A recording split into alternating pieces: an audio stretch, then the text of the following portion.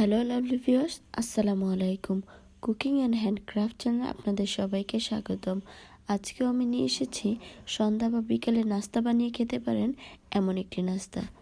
এই নাস্তাটি আমি বানানোর জন্য প্রথমে একটি বলে 1.5 কাপ মতো ময়দা নিয়ে নিয়েছি।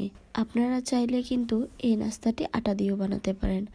আমি এখানে ময়দা নিয়ে নিয়েছি আর দিয়ে দিয়েছি 1.5 চামচ পরিমাণ লবণ আর দিয়েছি 2 টেবিল চামচ রান্নার রেগুলার সয়াবিন তেল। এবার সবগুলো উপকরণ ভালোভাবে মিশিয়ে নিচ্ছি। এখন ময়দার খামি মাখার জন্য আমি এখানে নর্মাল পানি ব্যবহার করছি। অল্প অল্প করে আমি কিছু পানি মিশিয়ে নিচ্ছি। খুব বেশি পানি ব্যবহার করা যাবে না, তাহলে ডোটা পাতলা হয়ে যেতে পারে। আমি এখানে রুটি বানাতে যেরকম একটা ডো প্রয়োজন ঠিক ওই রকম একটা ডো বানিয়ে নিয়েছি। বানিয়ে রেখে দিলাম সাইডে কিছুক্ষণের জন্য। চুলায় একটি ফ্রাই প্যান বসিয়ে দিয়েছি, তাতে একটি ডিম স্ক্রাম্বল করে নিলাম এবং সেই পাত্রে সেই তেলে আমি দিয়ে দিয়েছি কিছু বাঁধাকপি কুচি। এখানে প্রায় 2 কাপের মতো বাঁধাকপি রয়েছে। দিয়ে সামান্য পরিমাণ লবণ দিয়ে ঢাকনা দিয়ে ঢেকে দিলাম। 2 মিনিট পর ঢাকনাটা উঠিয়ে আমি বাঁধাকপিটা যখন নরম হয়ে এসেছে তখন দিয়ে দিলাম গাজর এবং পেঁয়াজের কলি। সাথে আরও দিয়ে দিলাম একটি পেঁয়াজ কুচি ও 2টি কাঁচামরিচ কুচি। দিয়ে আমি এখানে স্বাদমতো লবণ আর দিয়ে দিচ্ছি একটি ম্যাগি সবজির মশলার প্যাকেট দিয়ে সম্পূর্ণ ভালোভাবে নেড়েচেড়ে মিশিয়ে নিচ্ছি। সব কিছু ভালোভাবে মিশিয়ে ঢেকে দিচ্ছি 2 মিনিটের জন্য। 2 মিনিট পরে আমি এখানে একটু হলুদের গুঁড়ো ব্যবহার করেছি, তবে চাইলে এটা স্কিপ করতে পারেন। আমি দিয়ে দিয়েছি একটু সৌন্দর্যের জন্য। দিয়ে ভালোভাবে মিশিয়ে দিলাম। সব কিছু ভালোভাবে মিশিয়ে আরও 2 মিনিটের জন্য ঢাকনা দিয়ে ঢেকে অপেক্ষা করছি। এখানে সব কিছুই নরম সবজি ব্যবহার করা হয়েছে, এগুলো সিদ্ধ হতে খুব বেশি সময় লাগে না, তাই রান্নাটা প্রায় হয়ে এসেছে। এখন আমি এখানে যে ডিমের স্ক্রাম্বল করা ছিল সেগুলো দিয়ে দিচ্ছি। দিয়ে ভালো করে মিশিয়ে নিচ্ছি। পুরো সবজির সাথে আমি ডিমটাকে ভালো করে মিশিয়ে এখন দিয়ে দিচ্ছি 1 মুঠ ধনেপাতা।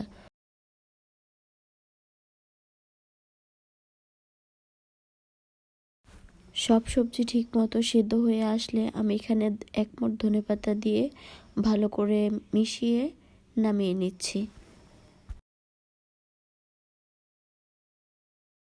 আর এখানে আমি সিল করার জন্য 2 টেবিল চামচ ময়দা আর সামান্য পানি নিয়ে এরকম একটি ব্যাটার বানিয়ে নিলাম সিল করার জন্য। এটা আমার সিল করতে কাজে আসবে। এখন ময়দার খামিটা ভালো করে মেখে নিচ্ছি। কিছুক্ষণ রাখার কারণে ময়দার খামিটা কিন্তু অনেকটাই সফট হয়ে গেছে। এখন আমি এই খামিটা লম্বালম্বি করে রোলের মতো করে নিয়েছি আর একটি ছুরির সাহায্যে কেটে নিলাম। আমি এখানে যতগুলো নাস্তা বানাবো আর যতটুকু করে ময়দা লাগবে ঠিক ওইভাবেই কেটে নিয়েছি। এখানে প্রায় একটি পরোটার মতো ডো হলেই হয়ে যায়। এখন আমি একটি ডো নিয়ে ঠিক রুটির মতো বেলে গোল করে বেলে নিচ্ছি।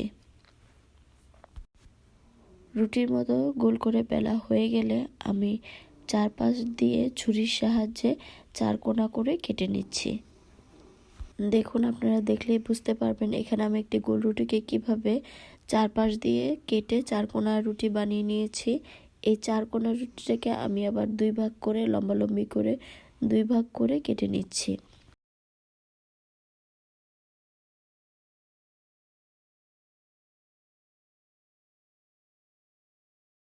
দুই ভাগ করে কাটা হয়ে গেলে এখন এগুলো আমি একটি একটি করে উঠিয়ে নিচ্ছি, না হয় নিচে লেগে যাওয়ার সম্ভাবনা থাকে। উঠিয়ে তারপরে একটার উপর আরেকটা রেখে ঠিক মাঝ বরাবরই আমি সবজির যে পুরটা বানিয়েছিলাম সেই পুরটা দিয়ে দিচ্ছি। আমি এখানে বেশ অনেকটা পুরই দিয়ে দিয়েছি যেন একটা বেশ পুরে ভরা থাকে, তাই এখানে অনেকটা সবজির পুর দিয়ে আমি এখানে সিল করার জন্য যে ময়দাটা মেখে রেখেছিলাম সেটা দিয়ে দিচ্ছি, দিয়ে সিল করে নিচ্ছি। আমি এক পাশ দিয়ে প্রথমে ভাঁজ করে এনে সিল করে দিচ্ছি, চারদিক থেকে চারপাশ দিয়ে টেনে টেনে সিল করে দিচ্ছি। আপনারা এটা দেখে বুঝে নিতে হবে। আর চারপাশে মনে করে কিন্তু সিল দেওয়ার জন্য যে খামিটা মেখেছিলাম সেই খামিটা দিয়ে দিতে হবে, না হয় তেলে দেওয়ার সাথে সাথে এটা খুলে যাওয়ার সম্ভাবনা থাকে।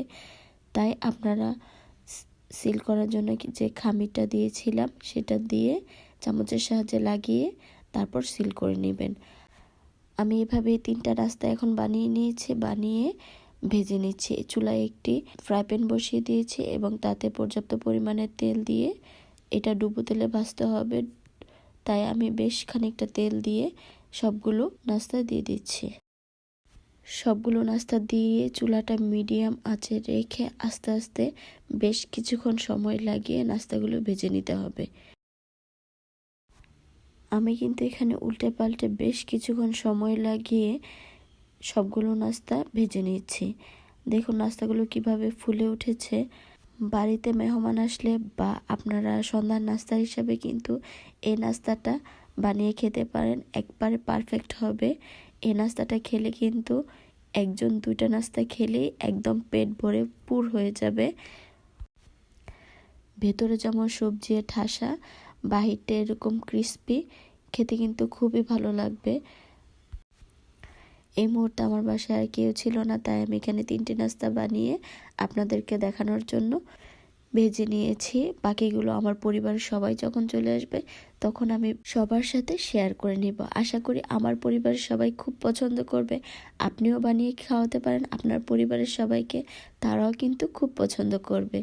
আজকের রেসিপিটি ভালো লাগলে আমার চ্যানেলটিকে সাবস্ক্রাইব করে লাইক কমেন্ট শেয়ার করে পাশে থাকার অনুরোধ রইল। পুরো ভিডিওটি দেখে একটি লাইক একটি কমেন্ট করে জানিয়ে দিবেন রেসিপিটি কেমন হয়েছে। কুকিং অ্যান্ড হ্যান্ডক্রাফটের পক্ষ থেকে ধন্যবাদ জানিয়ে বিদায় নিচ্ছি।